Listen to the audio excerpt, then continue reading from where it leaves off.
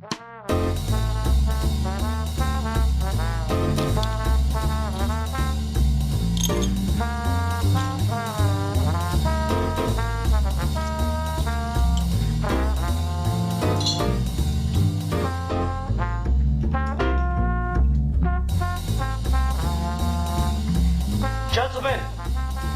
the time has come once again to discuss things.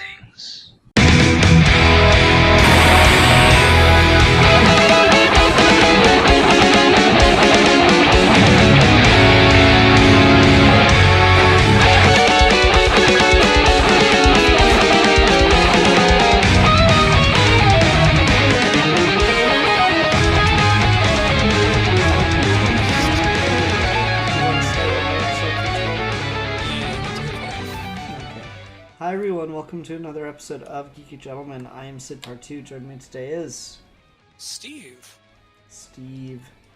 Alfie isn't here tonight. He's spending the evening with his wife because it is her birthday. So on the off chance Aaron's listening, happy birthday, Aaron. Belated, but hey, I also messaged you, but you know. Anyway. So we're here tonight to do a topic that Steve chose. And he wanted to change it at the last minute. I'm like, I do not have the ability to talk about puns and make puns for an hour straight. So what are we talking about instead, Steve? All right. So instead of doing puns, which was the superior topic, we are talking about the legacy of the Western. Because I've kind of been on a Western kick lately.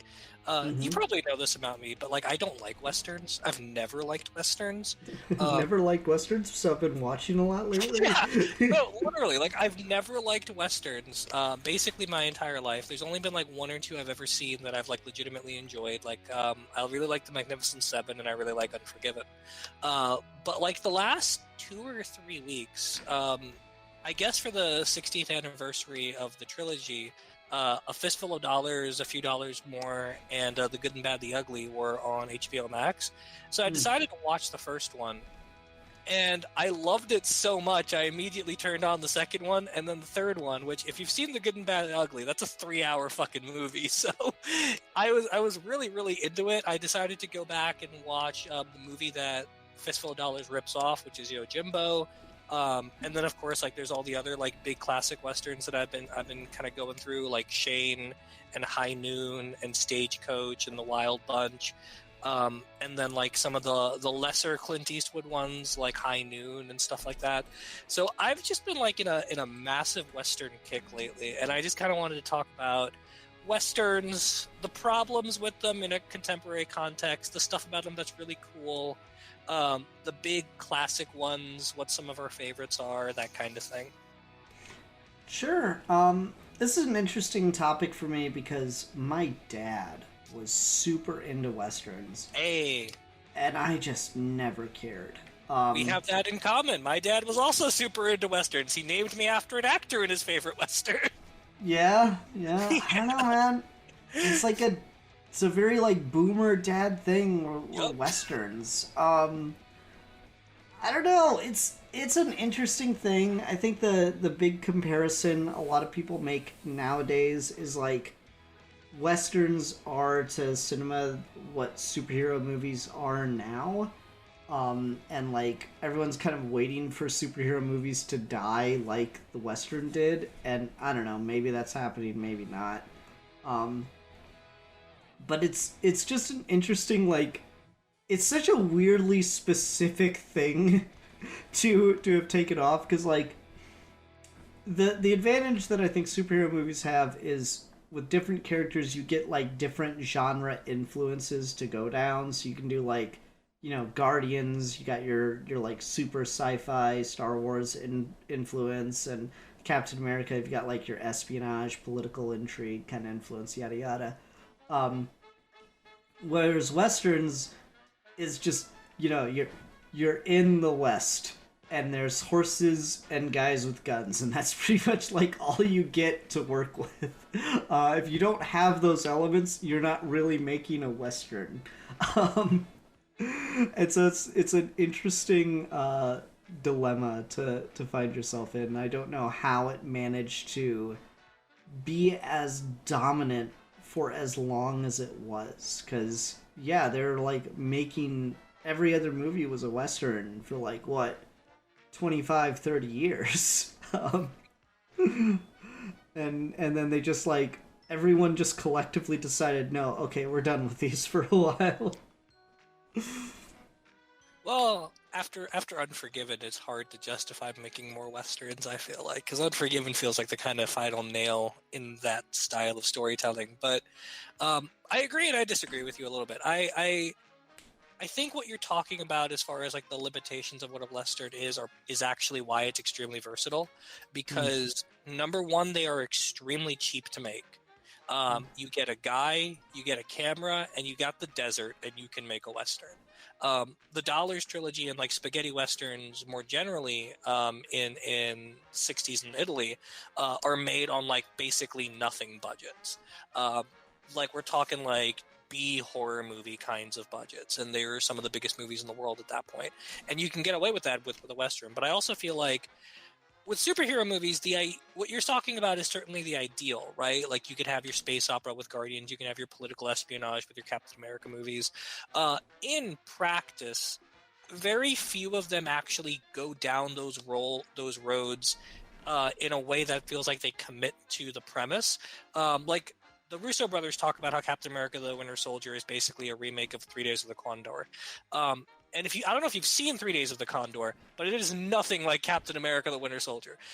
There are all of the movies that the Russo brothers cite as like being influences on Winter Soldier basically do not exist in that movie. So like that's certainly certainly a thing you could do with superhero movies, but I think in practice, because you're actually limited by the universe you're playing in, because you are bound by source material that you want to adapt or people feel like should be adapted, because you're bound by character arcs that are predefined in the comics, whether or not you stick to these things, they kind of box you into going in certain directions, whether those are good or bad. Whereas westerns, you really don't have that. Westerns are just essentially a setting, and in this setting you can tell any kind of story. And I think that's why they were so prolific, and why for some of them they were even like kind of controversial. So one I watched recently for the first time is from 1952, and it's called High Noon. And High Noon is a really, really good movie. It stars Gary Cooper, and the premise behind it essentially is that Gary Cooper is like this aging sheriff in this old west town, and he just got married, and he's about to go off and retire with his wife, who's played by Grace Kelly. But just as he's about to do that, the last like outlaw that he arrested, who's conveniently named Frank Miller, gets out of jail and comes back to town.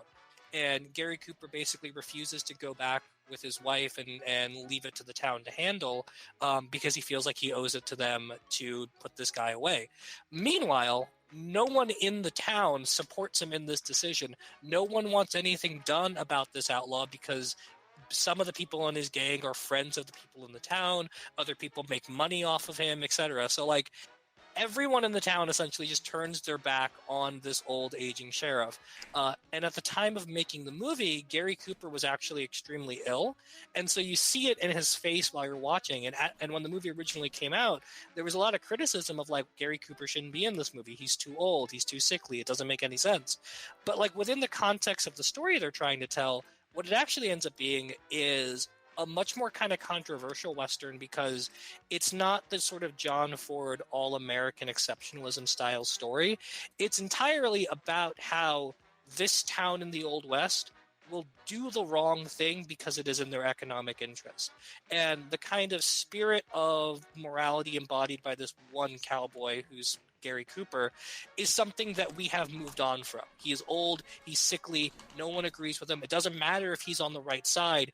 He is essentially living in a world that no longer understands his values, and no one in the town cares to understand his values either. And it becomes like this really compelling story about like the decay and the moral rot in this specific town. And I feel like a lot of the westerns I ended up liking kind of have a lot in common with film noir because they're doing very similar things where they're talking about things like corruption, they're talking about things like how the setting can be its own character, and you get a lot of versatile stories when that happens. Like Shane is also a very similar story where it feels like it's one guy against a town. Stagecoach is kind of like that too. I mean, Stagecoach is essentially like a chase scene the entire time, but in microcosm, they're kind of playing out these same sorts of conflicts because you have all these characters who embody different aspects of living in the Old West.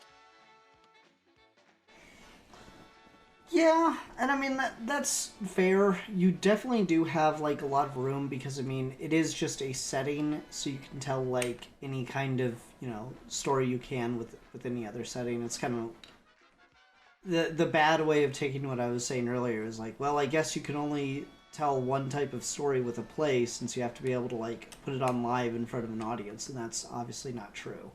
But it just seems in ways kind of inherently more limited as to what you can do that's like super interesting or what you can do that requires that setting, I guess I might say.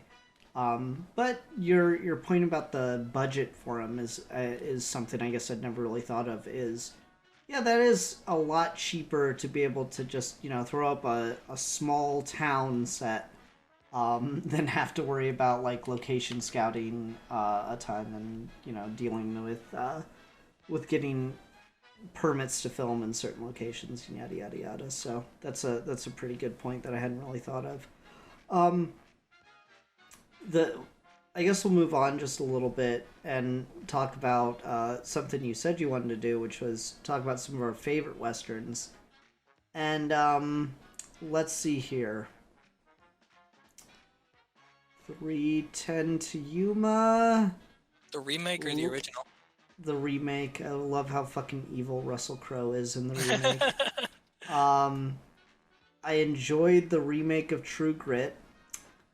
And then Blazing Saddles. And I think that's the extent of my westerns knowledge. Both versions of 3:10 to Yuma are really good. I love Christian Bale and Russell Crowe in the new one, but I also feel like the old one kind of has more of that sort of setting as the character kind of vibe that I really like. I forgot about True Grit. True Grit is really good too, actually. True Grit, that was like, God, what was it, like 2008, 2009, something like that. But that movie is really, really good. I've never seen the original, but I love a good Coen Brothers movie. So, yeah, 2010. 2010. Okay, that was close. Yeah. As far as favorites, I mean, the one that like has always been very close to me is The Magnificent Seven, which is a remake of Kurosawa's Seven Samurai, and it stars. See, I like Seven Samurai more. As you should. Seven Samurai is a better movie. You are correct. But I like as a Western on its own terms, I do really like Magnificent Seven. I feel like it's got a lot of style to it, and I love all the actors who are in it. Like James Coburn's in it. He plays like a knife guy, and like his opening scene, some dude challenges him to a gunfight, and he's like, "I bet I can draw my gun and shoot you faster than you could kill me with the knife." And then he literally throws the knife in his stomach and kills him first. It's so fucking cool. Wow. Yeah, that I really like that one. But like more recently, after having rewatched a bunch of these, A Fistful of Dollars is a really good movie, and I would argue it's better than the Kurosawa movie it rips off, which is Yojimbo. It's a remake of Yojimbo that came out like 3 years later. It wasn't officially a remake, and Kurosawa actually sued over it, and Kurosawa's estate made more money off of Yojimbo than any other of his movies in his whole life. Out of Fistful of Dollars, because Fistful of Dollars is such a big hit. And it's also kind of disputed like whose idea it was to rip off Yojimbo for A Fistful of Dollars, but everyone seems to agree that that was always the intention, was just to make like an unofficial remake. But in that trilogy, I feel like the second one is actually the best, because Fistful of Dollars gets a lot of the historical credit, and then Good, Bad, and the Ugly is the one everyone remembers. But I actually think the best one of the three is For a Few Dollars More, where Clint Eastwood plays his man with no name, which is kind of a misnomer because he has a name in every movie. And then he's got this other bounty hunter guy, played by Lee Van Cleef, who's I think, German actor. And the two of them are basically after the same bounty, and they decide to team up and infiltrate the gang in order to get the money. And it's genuinely one of the coolest westerns I've ever seen. When Clint Eastwood gets into town and he scopes out this other guy, who's the bounty hunter, he basically like brings him out into the town square, shoots his hat off his head, and then he keeps shooting the hat so that the guy can't ever pick it up. And it's such a dick move. He just keeps doing it until he runs out of bullets. But then the other dude, when he runs out of bullets, ends up doing the exact same thing to him. And it's like the dumbest dick measuring contest ever, because they're just wasting bullets in the middle of town in the middle of the night as known bounty hunters to try and see like who has jurisdiction over here. The opening scene too is really, really cool because you open with the other bounty hunter, not played by Clint Eastwood, and he's trying to track down this other bounty, and the dude's like literally bolting across the desert, running away, and this motherfucker pulls out a blanket full of weird gun attachments. He takes his pistol, attaches a stock, a barrel, and I think a scope to it, and then one-shots him from like a mile away. It's so cool. I really like that one. I think that one is fantastic. And then I mean, of course, like Unforgiven is probably the final word anyone's ever going to have on westerns. I feel like that movie still really, really holds up. See, I don't know what that one is. I just did a quick Google of Western movies to see if I could remember some stuff. I can't believe I forgot Django counts as a Western. That's true. It does. It Django does indeed. Unchained is really good. And then the original Django is also an old school spaghetti Western that's very good. Mm-hmm. Like, I know the actor got a cameo in the new one, which is funny. And then Legends of the Fall came up, and I remember watching that one time and really, really digging it. And then the other Tarantino one is Hateful Eight, which I also really liked. Hateful Eight's really good, yeah. Yeah. There's more of these that I remember than I thought I would. As you were like describing the thing with the bounty hunters and the hat, I can't remember the name of it, but I just remember this one scene in a Western my dad was watching at one point that was like just such a cool, funny moment like that, where they're like chasing out some bandits and shit, and a guy gets on a horse and starts making it away, and like he's really far off in the distance, and one of the guys is like tracking him with the rifle, and then he pulls the trigger when the dude's just, forever away, and the guy, like, Wilhelms falls off the horse and dies, and someone looks at the dude who shot him and goes, "This is the most incredible shot I've ever seen." The guy's pissed. He's like, "I was aiming for the horse." That scene's always stuck with me. I cannot remember what it's from. So it gives you like fun little moments like that in westerns. They can be pretty good. Yeah, I remember Legends of the Fall just has Brad Pitt and fucking Anthony Hopkins. It's like the most star-studded western I've ever seen. And that one was kind of interesting. I don't remember a ton about it except that like Brad Pitt gets like PTSD and is only able to cope with it by being the most like manly man in the world. And he has to like go out and just, climb mountains and go down rivers and hunt tigers and shit. This is the only way to cope with fucking PTSD. I mean, that's definitely a way to cope. Yeah. Otherwise, I don't know. Hateful Eight was fun. Hateful Eight could have been a play. That'd have been a good one. There's a recut of it on Netflix that basically turns the movie into like a TV miniseries. That's also very good because there's just so much material for that movie that they ended up shooting. I only ever saw the movie the one time, and I remember really liking it. but I've always been curious to go back and like do the whole miniseries and see what the differences are. Yeah, it does sound interesting. Because it's one of those things where, like, I remember when it was coming out and they were making a big deal about the release for it. They were going to do like the old school style, do a tour across the country, and do like these big 70mm showings and stuff. And it was like it was one of those movies that I remember getting like a lot of buzz just from like film people because it felt like one that was like trying to recreate a lot of the cinematic techniques of like old school 60s westerns. And a lot of that I just did not have any appreciation for like 10 years ago. So I don't know how I would feel about it now, but I am really curious to see it. Yeah, it does sound interesting because it's a long fucking movie just to start with. I think it's, unless you count like Kill Bill as a single film, I think it'd be Tarantino's longest. It's like almost 3 hours, just like the standard theatrical cut I saw, like not counting Yeah. the different versions of it that I know are longer. Yeah, that's crazy. I don't know. That's an interesting one. I was trying to think of something else. Oh, the other thing that I guess like kind of has me.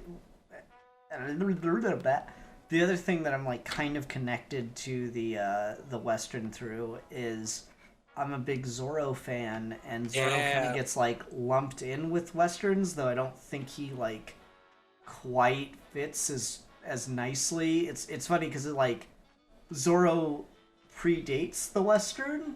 Zorro is definitely much more of like a swashbuckler kind of vibe, but then he just kind of gets slowly roped into Westerns. I've got this DVD collection of, we basically just use the word Zorro to make our movie, even though it's got nothing to do with him. So there's Zorro Rides Again and Zorro's Black Whip that are like 100% Westerns, and I've watched about 5 minutes of them and got bored and turned them off because they're just like the most tenuously connected to Zorro, to the point where it's like just the whitest man in the world wearing a black cowboy hat and like a bandana over his mouth and nose.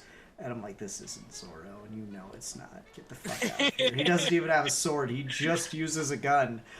And Zorro's Black Whip is actually, it's the interesting one because it's the female Zorro, but it's the exact same problem. It's just not even really Zorro. Yeah, it's a whole thing. But that's an interesting connection, and it's definitely fun to see the Western influence on later Zorro stuff. You really like Don McGregor, and I know we're mainly talking about film here, but it is worth at least mentioning the Western influence in comics, because there was there was an era of comics that was all Western. Don McGregor has done several little dips his toes in with Zorro. He might be like the most consistent Zorro writer ever. And he did some like comics that were marketed or that were made for like kids, for like scholastic reading programs, basically. And they were very like Western influenced, where it was about Zorro like chasing off some bandits or something. It's been a while since I read them. I did them on my old Trade Talk show. But it's like he chases off some bandits and has to, help, damsel in distress, yada yada.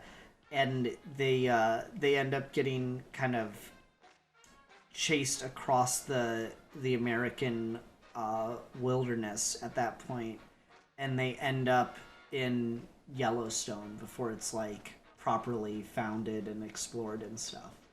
Oh, that's cool. And integrated into the country, because it's early 1800s. So I quite like that. That was like a fun little romp with Zorro. Yeah, I think Zorro is probably more directly connected than even what you're saying, because I feel like because Zorro shows up in what, like 1920-ish? 1919. 1919, yeah. And so like Western pulps and Western petty dreadfuls and stuff like that go like as far back as like the 1850s. And a lot of that earlier stuff would be based on things like Buffalo Bill or Jesse James, or like real historical figures in that contemporary setting at the time that just turned into the trappings of the Western movies. And I think what's really interesting about Zorro is you could maybe make the argument that Zorro is kind of the first inversion of what is considered a popular Western hero, because you go and watch like a lot of early Western films or read a lot of early Western stories, and not unlike early superhero comics, there is kind of like a guideline or certain kinds of mandates of what a Western hero could or couldn't be, where the elements of like patriotism and exploration and the white hats and the black hats and being the sheriff of the town and like these kinds of like little morality spillings throughout were really common in like old school John Ford movies and stuff like that. And they were creating this more sort of macho image of like the rough do-gooder cowboy. But when you get to someone like Zorro, who you put in the same setting, you put in the same context, but he's not that guy. He's literally wearing a black hat. He's literally going around and making the life of people like a town sheriff harder because he's on the opposite end of that political spectrum, is really interesting. And as you go through and watch more complicated Westerns as they go out later, like the spaghetti Western, more of that sort of becomes the norm. And I feel like you can credit Zorro with a lot of that stuff. What makes the No Name trilogy or the Dollars trilogy really interesting is because they're spaghetti Westerns, they're not bound by the same sort of rules as American Westerns are. And so both in Yojimbo and in A Fistful of Dollars, but more so in A Fistful of Dollars, Clint Eastwood rides into town that's basically controlled by two rival gangs, and they're just kind of at each other's throats constantly. And in Yojimbo, the plot is essentially that the samurai wanders into town, and he just kind of waits it out to see which of the two families would give him more money to work for them. And he's basically I just playing Yojimbo. It's a classic. I'm sure you probably have at some point, or at least like seen scenes of it. But it's a really good movie. It's a really fun movie. But in the Clint Eastwood version, in A Fistful of Dollars, he doesn't just do that. He like literally infiltrates both sides and fucks up their plans internally and sets the other one up for it. So like he'll do something on the one family side and like steal a bunch of shit. Then he'd go over to the other family and feed them information so they try and retaliate. Then he goes back to the other side and pretends like he's come on this information and helps them out. And like that kind of like playing both sides, like intentionally lying to everyone in the film, that kind of stuff, you wouldn't get away with in a traditional American Western. And okay, I'm going to tell you right now, I have seen Yojimbo, and that is exactly what he does in that movie. No, I know. But no, actually, it's not exactly what he does in that movie. In that movie, he shows up in town, he shows off how cool of a swordsman he is, and then he essentially just kind of waits it out to see which side pays him more money. In the Clint Eastwood movie, he doesn't do that. He actually joins one side and says, I'm working for them, and then lies and goes to the other side and switches back and forth. He's never playing the middle in Fistful of Dollars. No, I'm going to tell you, Yojimbo, I'm looking at the like stills from the movie and I'm recognizing it, and that's exactly what he does in Yojimbo. Dude, I literally watched this like last week. He does not do that. Maybe it's a fucking different movie then. I don't know. I've looked up Yojimbo. I fucking recognize all this shit, and I remember the plot very specifically that he's doing back and forth. In Yojimbo, where the two gangs are about to go off into battle, and he quits from one gang and just watches in the middle while the two try and fight each other. He does not do the Clint Eastwood thing. The Clint Eastwood thing, he is like directly in the other gangs and feeding them misinformation. Clint Eastwood like actively takes sides. Yojimbo does not.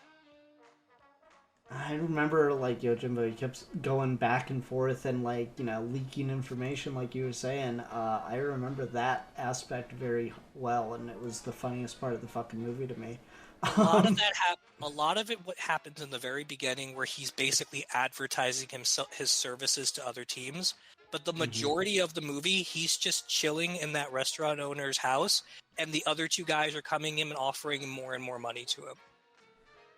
Okay, if you say so. It's been a while since I watched Yojimbo, but I might have to go back to it because I remember really getting a kick out of that movie, and that was just a couple years ago.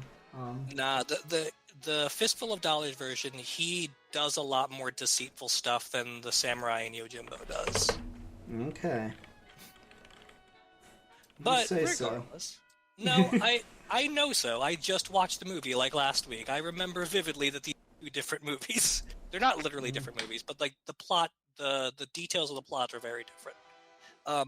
But the Clint Eastwood one, right? Like he's the version of the cowboy that Clint Eastwood's playing in that movie is not a version of a cowboy that you would see a lot of in a United States released western.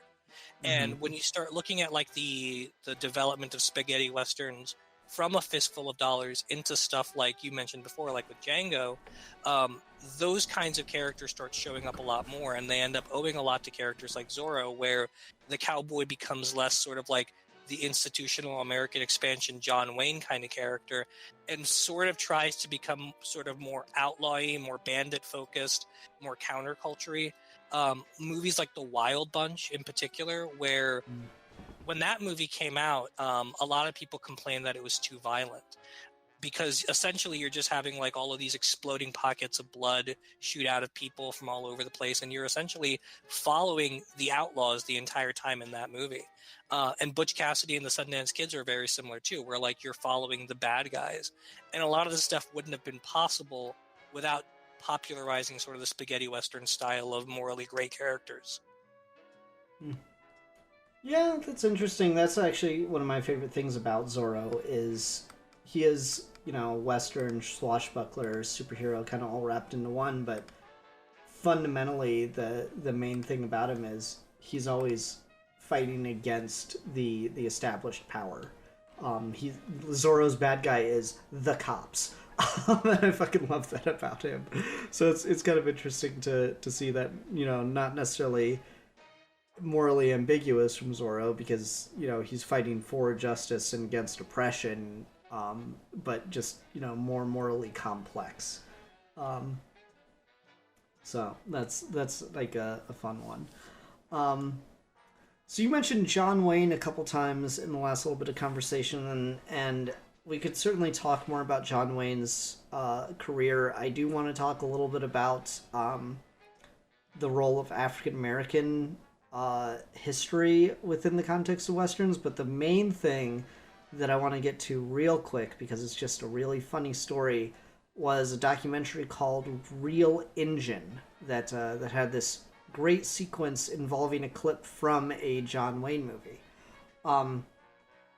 So the documentary Real Engine, Reelinjun, was about the portrayal and the history of Native Americans on film. And one of the bits that they go into is they talk about how in a lot of Westerns, the directors seeking authenticity would sometimes actually hire, remaining native populations, get people from reservations and have them play basically their ancestors, but they wouldn't do a very good job of like actually sourcing it out. So you'd have like Navajo playing Mohawks, or blah blah blah. Like, one Indian's as good as another to a lot of these filmmakers. But in one example, it was from a John Wayne movie that involves like the Union soldiers out in the West and stuff. They have this sequence where a Navajo actor is playing a chieftain, and he's communicating with the head of the Union Army, and they like have a guy that's the translator, who's supposed to be translating all the Navajo into English for the Union dudes' benefit. But the translator is just a guy who memorized the lines and only speaks English. And the direction was, yeah, just speak your own language and this guy will translate it. And for like 50 years, no one ever bothered to translate what the Navajo actually was. Incredible. Until this fucking movie. So they actually went ahead and added subtitles for Real Engine, and it's just the funniest shit in the world, because the guy's just cursing like vehemently, and like he's the only one aware he's cursing in the scene. He's like, you tell him that I want all of these Indians moved out of here right now. Blah blah blah blah. He wants you all moved out of here right now. Why should I move for this piece of shit? Tell him he's a piece of shit. It's like, he says he will not move, sir. Like some of the best shit. So that's real primo moment. If for nothing else, the documentary Real Engine is worth watching for that one scene alone because it's fucking beautiful. And Steve, with his Indian heritage, definitely could relate. Oh yeah, the same exact same Indian. Yep. Exact same Indian. You would think if one Indian's good as another, why they haven't outsourced getting more Native American roles played by Asian Indians. You know, I honestly want to do that. Like, you know how fucking funny that would be? It'd be so fucking funny. It'd be great. It'd be like tech support for Native American casting. Yeah. Well, it reminds me of, like, not to get too far off topic, but during World War II, they wanted to make films kind of, you know, as propaganda pieces mostly, but still, they wanted to make films that were like about battles that were actually going on at the time. And there's one, John Wayne again, oddly enough, that's about the Battle of Midway, but they didn't, because you know, they weren't going to import actors from Japan, and all the American Japanese actors were in concentration camps. They hired Mexicans to play all the Japanese soldiers and stuff. So that's a whole thing. Anyway, yeah. So Real Engine is a good fucking time, but let's talk about John Wayne for a minute. The darling of the Western, the man who made a career out of the Western. Yeah, the guy who hates commies, is a patriot, is always complaining about those draft dodgers like Muhammad Ali, even though he drafted and refused to go. You know, that guy. Mm-hmm. John Wayne is an actor that I completely understand on like sort of a technical, historical level why he's important, why he's good. But he's one that I've never really connected with in anything I've ever watched him do.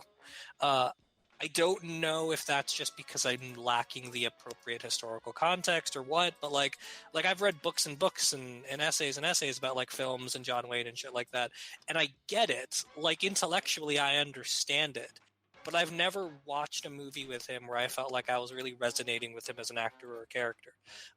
Most recently, not like within the last few weeks or anything, but like within the last year, I watched The Searchers, because I was going through and watching, you know, like AFI greatest movies of all time.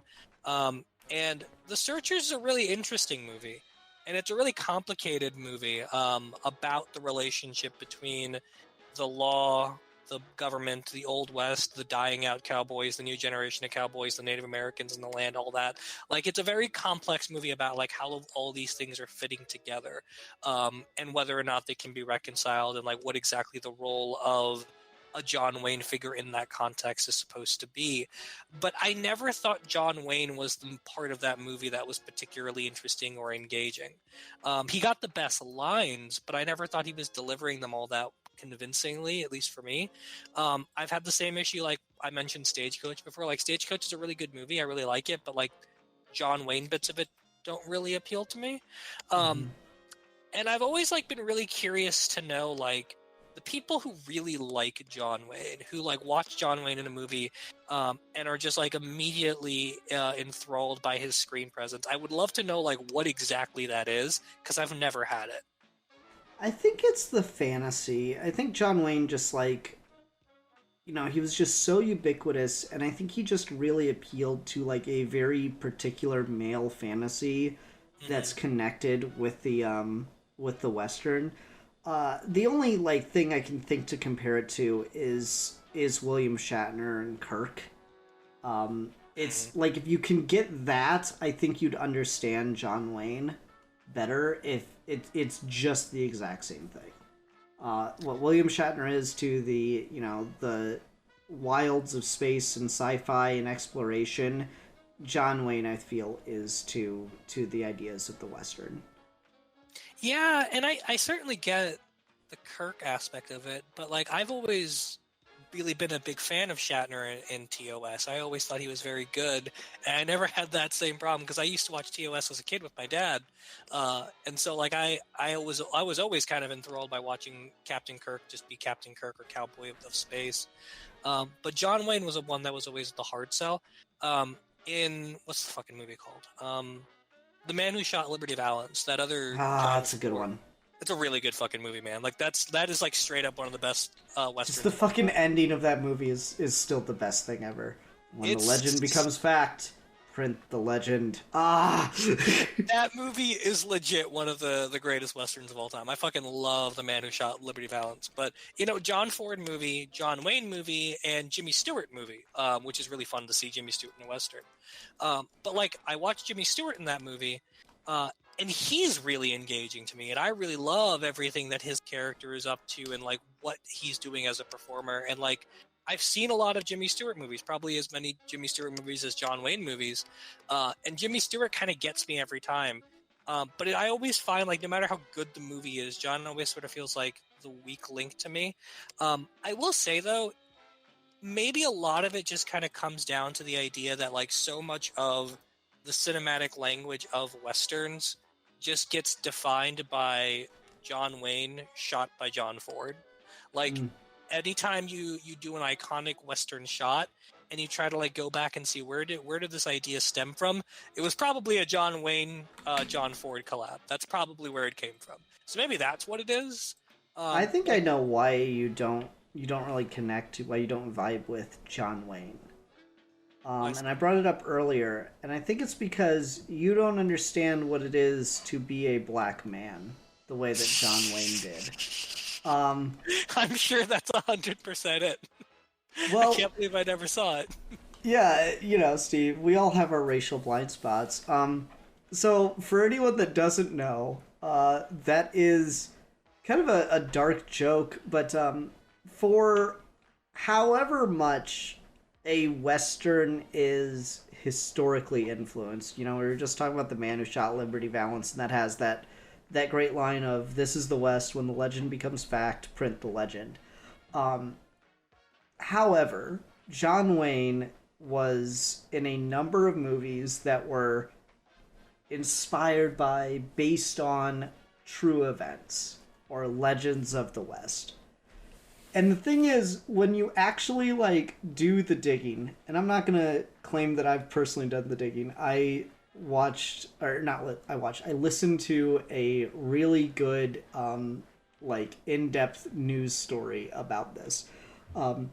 So when you actually do the digging, most of the real people that inspired the events and the characters that John Wayne is essentially playing are black former slaves that fled to the West because, freedom.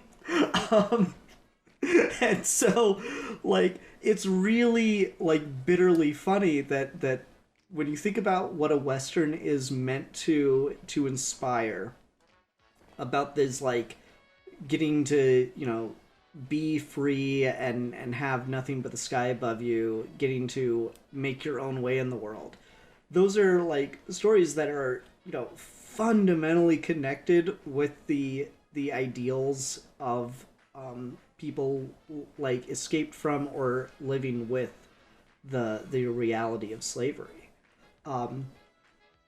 So it's really interesting that the Western should be, in a number of ways, one of the blackest genres. But because of when Westerns were in their heyday, a lot of black erasure happened by giving those roles to white men like John Wayne and erasing the contributions that black men had. Especially just, given the time of the movies. You couldn't have a black man be a hero. You couldn't have a black man, ride off into the sunset at the end. And that was a big part of what Tarantino was trying to capture and revitalize with Django, is he wanted to do, like, a fairy tale, but with, two black people. So it's just a really interesting and dark side of the history of westerns. Um, and I don't know how much else I have to say about it beyond that's why you don't understand John Wayne, is because you are not a black man. Like, John Wayne is so clearly able to portray, just like his flawless portrayal of Attila the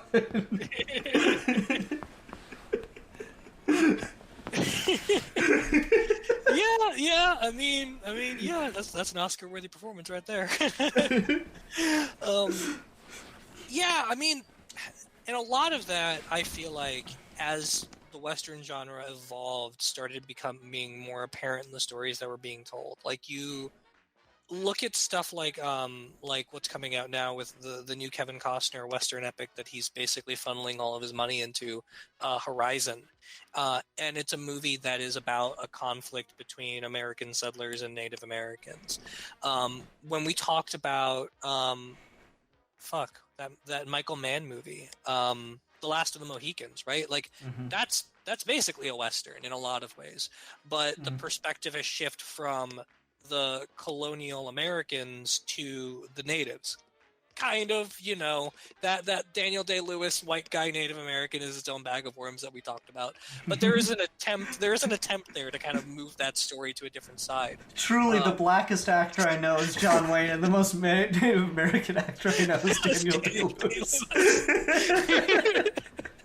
And then the most Asian actress I know is Scarlett Johansson. Obviously, just get them all in and get your diversity. They should just do stock photos for like textbooks and shit. I love it. But you do start to see sort of that shift, and I think the westerns that become really overt about those ideas, and I think are the reason that contribute to like the decline of those movies, is not necessarily because there's less stories to tell, but I think at a certain point, you start to take all of the subtext, turn it into text, and when you just spend a couple decades interrogating yourself that overtly, it naturally gets kind of boring or stale and played out, and you kind of have to let it die for a little while. So, like Unforgiven, I think part of the reason Unforgiven, I keep saying, is like the Western that ends all Westerns, is it basically has a little bit of everything, right? Like, it's got prostitutes, it's got outlaws and bounty hunters, it's got the pompous British guy who talks about how no one could ever shoot the queen because you would just fall to their magnificence because of their ray of royalty or whatever the fuck he's on about. It's got slaves. It's got every sort of like bit of commentary that you'd want out of a Western, and it tells this really complicated story. I'm sorry, just my Irish blood is boiling at that sentiment. I fucking need a minute. It tells like a genuinely really complicated story about like how these things are intersecting, about whether or not the idea of the outlaw bounty hunter figure of justice in the Old West is kind of antiquated, or like what the degree of violence associated with that kind of job really amounts to at the end of the day. It does a lot of the stuff that High Noon does, but a lot more overtly, and it takes the same sort of legacy of the spaghetti westerns that made Clint Eastwood famous, and tries taking them really seriously. Of like, if this guy's just like going around shooting people in the gut and dragging them on horseback and shit, like, that's gotta fuck you up. That's gotta like be psychologically kind of damaging. And that, I feel like after you watch a movie like Unforgiven, it's really hard to go back to sort of the simpler black and white version of what Westerns are. And I mean, certainly there were fun Westerns around the time of Unforgiven and after, right? Like True Grit or 3:10 to Yuma, the remake, or even like Tombstone. We've done the fun Western, but they've kind of become few and far between, because I think when you sort of demystify the genre so well, and it's received so well, and it becomes like an instant classic, it turns into one of those things where it's like, I'm not touching that, like you don't want to be the guy who steps into the ring with Unforgiven and tries to make a better movie than that. I could make a better movie than Unforgiven. Maybe you could. I don't know. I'd love to see it. Scene 1. Boobs. Nah, Unforgiven's already got that. It opens with a prostitute. Yeah, but I'm just gonna make. You remember, what's the fucking one with Luke Wilson? The about eugenics. The cowboy movie? What? No, it's not a cowboy movie. It's just the movie about with Luke Wilson about eugenics, and like Terry Crews is in it, and everyone in the future is really dumb. Um, I don't know off the top of my head. Yeah, I can't fucking think of the name of it off the top of my head. Anyway, there's that movie where everyone's really fucking dumb. And in that movie, the best picture of the year is called Ass, and it's just like 90 minutes of some dude's ass cheeks, and he like farts on occasion. And like you see the movie in the theater, and everyone's just like fucking laughing at it. I'm gonna make a movie called Boobs. It's gonna be 90 minutes of just fucking bare tits on screen. You're doing God's work. You're right, Ian. Best movie ever made.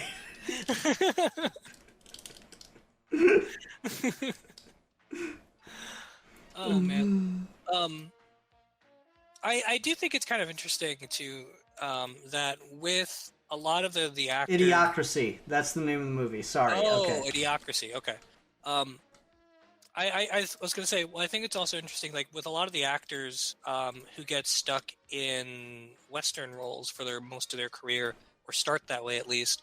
I think one other thing where they're sort of different from superhero movies, because I don't think that comparison, especially now, really holds, at least not in the way that we thought it did back in, like, 10 years ago. But I think something that's interesting is, like, you see a lot of superhero actors today that get famous doing the superhero movie. Like, they're not big actors, but they get discovered as a superhero role, and then they try to branch out and do other things. And with, like, very rare exception, it's really hard for them to, like, find grounding in other franchises or in other roles. Chris Hemsworth, for example, right? Like, he gets his big break playing Thor. Then he ends up in a Ghostbusters movie. He's going to be in a Mad Max movie. He was in a Men in Black movie. He was in a Michael Mann movie. Like, this dude's been all over, but he just kind of can't stick anywhere. Tom Holland's kind of had the same sort of luck where, like, Tom Holland is really, really big in Spider-Man. That's where he gets his big break. But, like, in between Spider-Man, dude's done a lot of movies, and not a single one of them have been, like, a commercial or critical hit. And you're getting a lot of the people who do break out of the superhero role and land successfully are the ones that kind of had established careers before them, like Robert Downey Jr. Or Chris Evans, or Scarlett Johansson, like the people that were, like, sort of maybe not insane movie stars, but were, like, around the block for a while before they got their big break in a superhero movie, and are able to kind of go back into that old mindset and still find new movies to make. With Westerns, I feel like you had a very similar thing happen where you get a lot of actors that get popular off of Westerns. And with some kind of rare exception like Clint Eastwood, it's really hard to find, like, a consummate Western movie star that then is able to transition into non-Westerns. What are you talking about? John Wayne played Attila the Hun. It's so true. In a performance that to this day boggles the mind. I don't know what more you want, Steve. It's truly awe-inspiring that someone let this fucking movie happen. Yeah, I mean, it is remarkable. We can remark on it, yes. But, like, you know, you've got like the one-off people. You've got, like, Jimmy Stewart who's in Liberty Valance, and you've got, like, Charles Bronson and Steve McQueen, who are both in Magnificent Seven. But, like, they have, like, a very sort of wide breadth of roles and a long career doing other things. But then you look at other people like Clint Eastwood, or Sam Elliott, or like Robert Mitchum. And Robert Mitchum is a really great actor who's in a lot of great movies, but when he was in those movies and when they came out, a lot of them didn't find their audience, right? Like, one of the greatest movies of all time is a Robert Mitchum movie, The Night of the Hunter. It's an incredible movie made by a guy who only ever made one movie. But when that movie came out, no one liked it.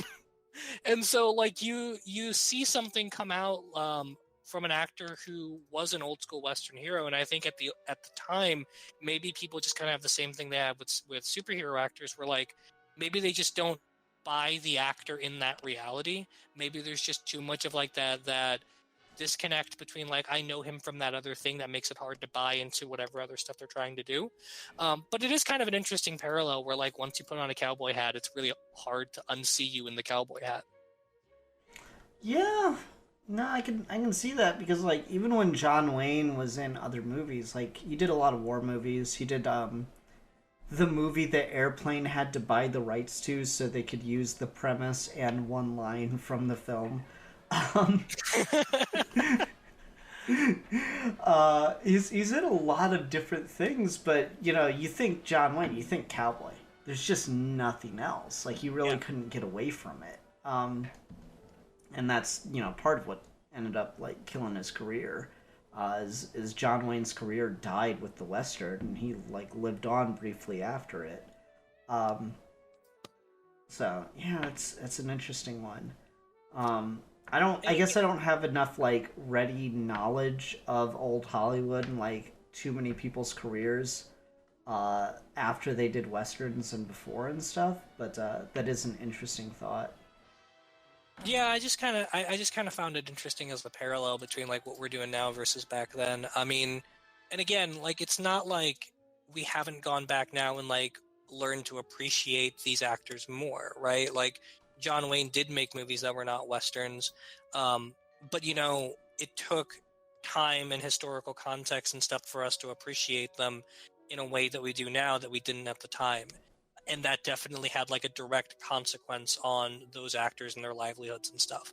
And I just think it's kind of interesting that like despite like the breadth and variety of westerns you have out there, it still really kind of just boils down to guy in a cowboy hat in the old west with a horse, and that image is so simple and direct that it's hard to escape from after you've done it even one time. Mm-hmm. Yeah. I don't know. Is there anyone? I guess here's an interesting question: is there anyone where it's like the reverse is true? Like you just can't imagine them. Like they tried to do a western, but it just didn't work because they just don't have the like look of this is a guy that can ride a horse and be a cowboy. Ooh, that's interesting. Or is there just an actor like working now that you just could never imagine being in a western? I don't know. That's And a good being question. believable. I feel like this not to get all patriotic for a second, but we need to stop hiring all of these British and Australian actors to be in American blockbusters if we're gonna make westerns.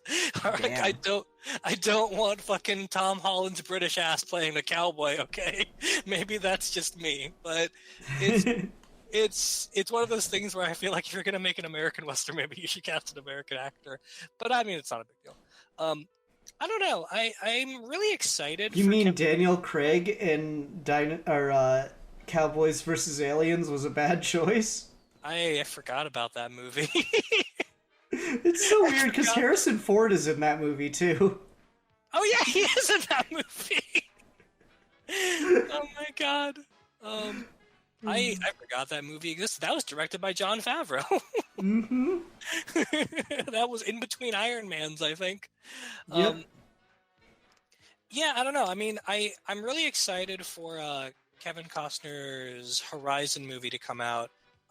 Which, if you haven't heard of it, essentially what he's doing is like he's self-funding, starring, and directing an epic saga of westerns. So you've got part 1 and part 2 that are both going to come out this year, basically back to back, but like between a few months in between.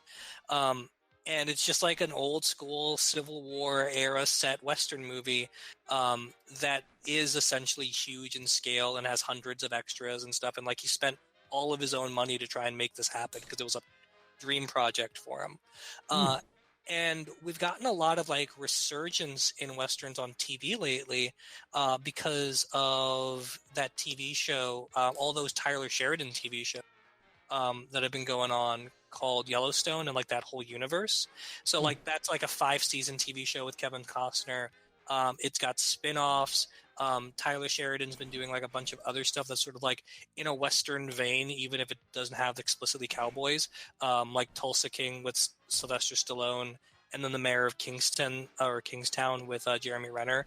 So it sort of feels like we're kind of circling back to maybe the Western is a fun idea that we can play with.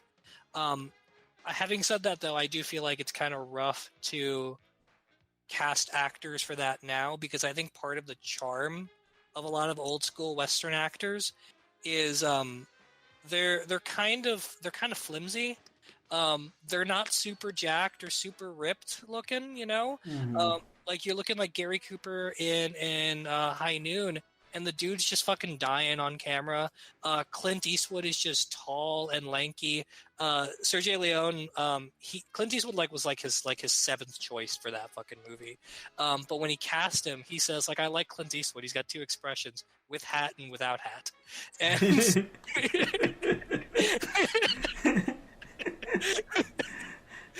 Damn. But like what I was really surprised by when I went back and watched the Dollars trilogy is like Clint Eastwood gets the shit kicked out of him in those movies. Good. Like he just gets pummeled in those movies.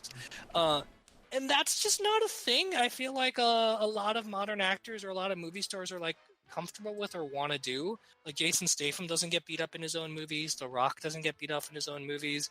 Vin Diesel. The whole Fast crew. Kevin Costner cast himself, but fucking apparently Chris Hemsworth tried to convince him to cast him in the Horizon movies, and Costner just didn't go for it. And I imagine a lot of it just had to do with Kevin Costner wanting to star in his own dream project. But on the other hand, I kind of see it, right? Like, there's something about, like, pretty boy, jacked, dehydrated muscle Crims Hemsworth that just doesn't feel like he belongs in the Old West.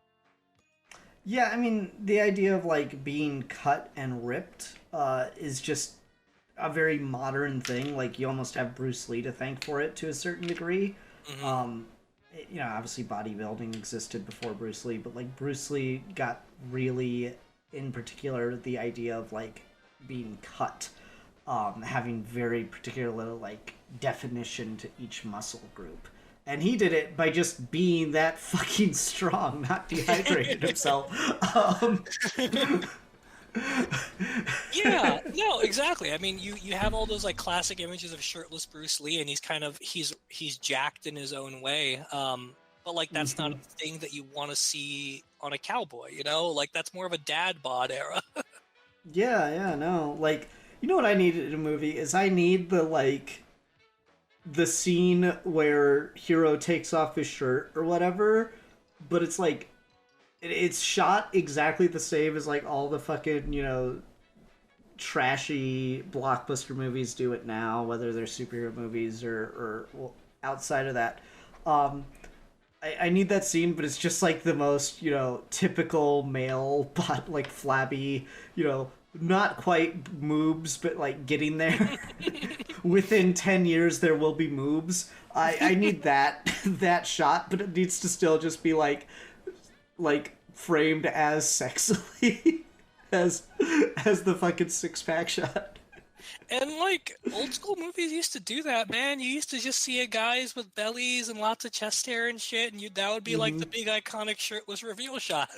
Yeah, like Charlton Heston in Planet of the Apes, right? Like he has a lot of shit like that. Charlton Heston has that. Charles Bronson had that a lot because he used to be really jacked back in the day too. It's just one of those things where I sort of feel like if you're gonna make an Old West movie, you kind of have to commit to it a little bit.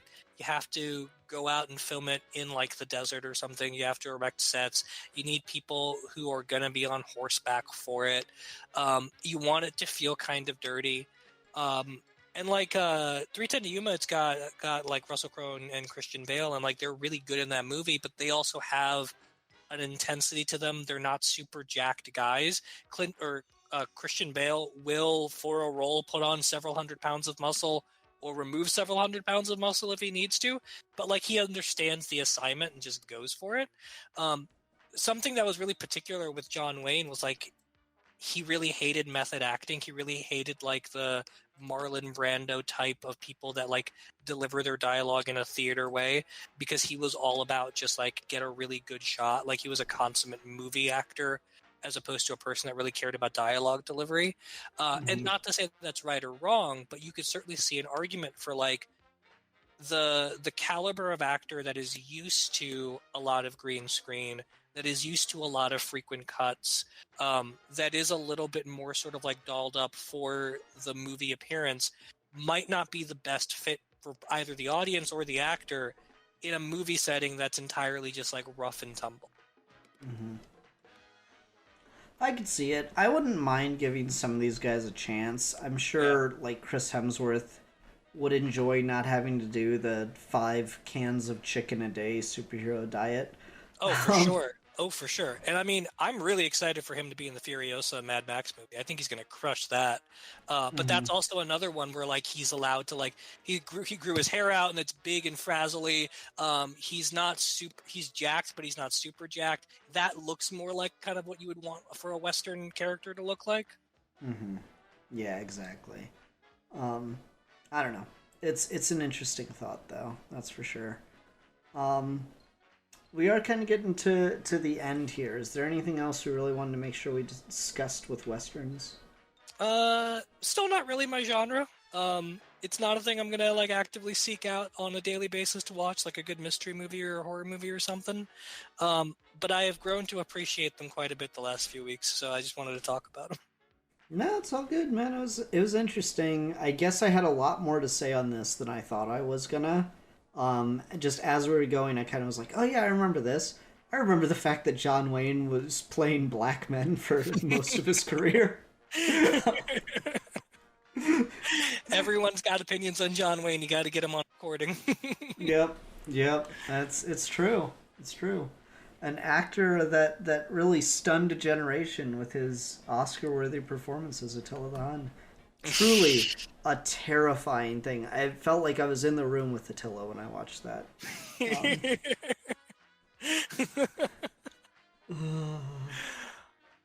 Who the fuck decided that was a good idea?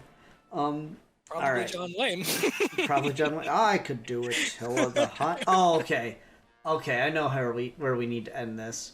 Okay.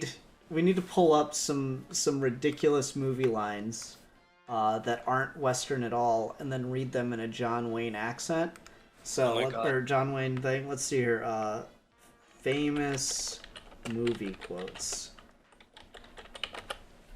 You pull up your own list, Steve. AFI's 100 Years, 100 Movie Quotes is the one I'm going. You pull something different. I mean, there's only so many movie quotes. Yeah. Okay. This is a good one. Because it's just so wrong.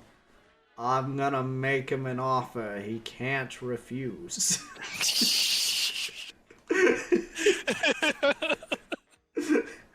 Oh my god. I pulled up the same list, but I got a different one, which I think is still gonna be equally funny. But well, partner, they call me Mr. Tibbs.